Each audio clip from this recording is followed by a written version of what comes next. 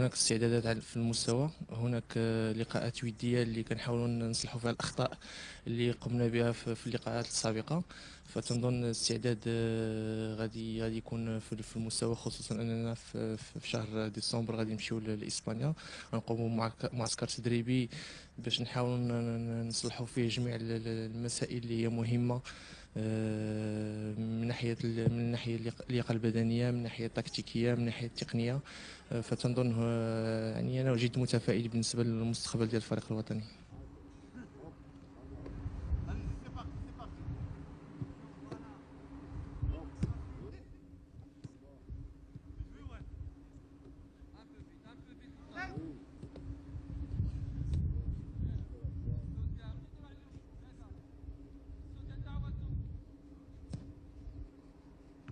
كنظن الا قلت لك بان غادي نمشيو نفوزوا بكاس افريقيا تما فغنكون كنبالغ، لان يلاه بديت العمل تاعي هذه سنه بحكم الارضيه اللي تعطاتني.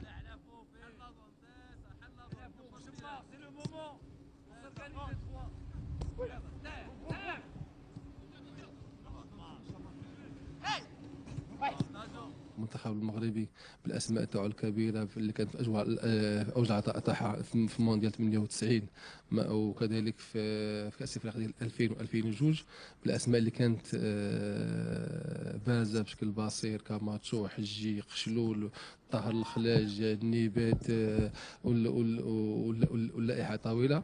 ما استطاعوش يدوزوا الدور الثاني في جوج المناسبات. كتجي عندي انا في ظرف سنه.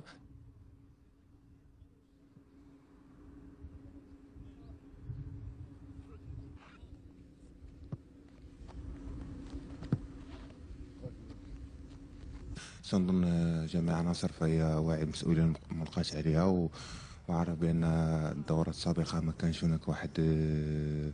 كانش واحد العرض جيد، ولا أقل الأهداف ما تمش الحصول عليها. فالحمد لله فالعناصر الحالية فهي عندها مستوى جيد وواعي المسؤولية ديالها.